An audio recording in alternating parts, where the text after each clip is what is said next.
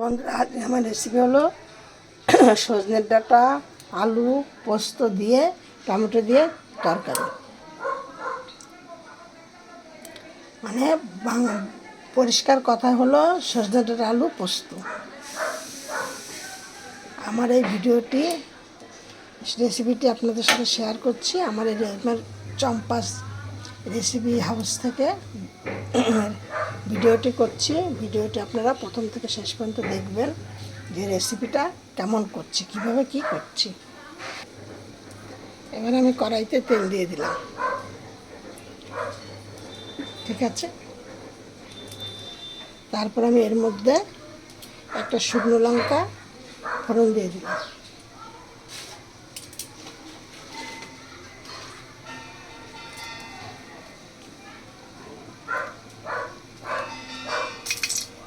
এবার আমি এর মধ্যে কালো জিরে ফোড়ন দেবো।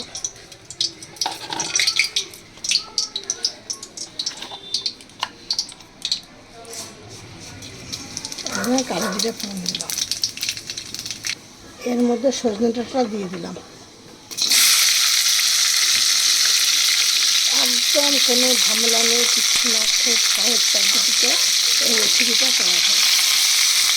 খুব অল্প সময়ে, অল্প খাটনিতে সজনে ডাঁটা আলু একসঙ্গে তো খাওয়াও খুব উপকার শরীরের জন্য, আর খেতেও খুব মজাদার জিনিস।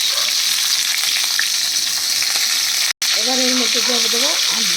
তাহলে সজনে ডাঁটা যদি তেলের মধ্যে দিয়ে বেশিক্ষণ নাড়াচাড়া করেন বা তেলের মধ্যে দিয়ে বেশিক্ষণ রাখেন, তাহলে কিন্তু এটা শক্ত হয়ে যায়। ওই জন্য কী করতে হয়, একসাথে সবজি আর ওইটা একসাথে দিয়ে দিতে হয়।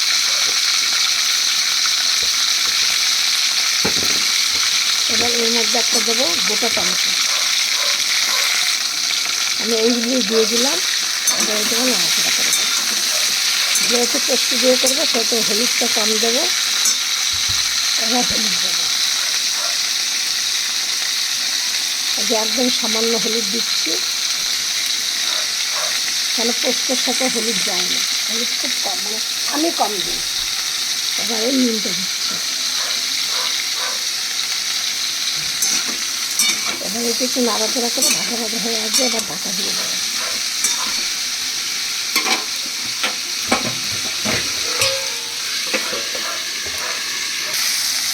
এবার এর মধ্যে দিয়েছি 1 চামচ চিনি। এবার চিনিটা ঝালটা কে কীভাবে খাবেন, যে যেমন খায় সে সেভাবে দেবেন।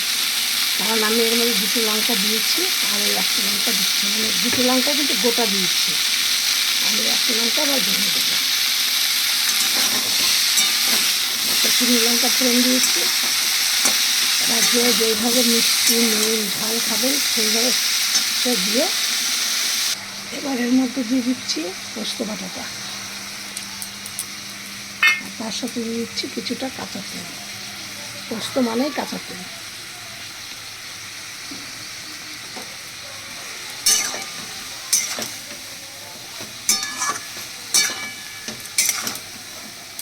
আর একটুখানি নাড়াচাড়া করবো করে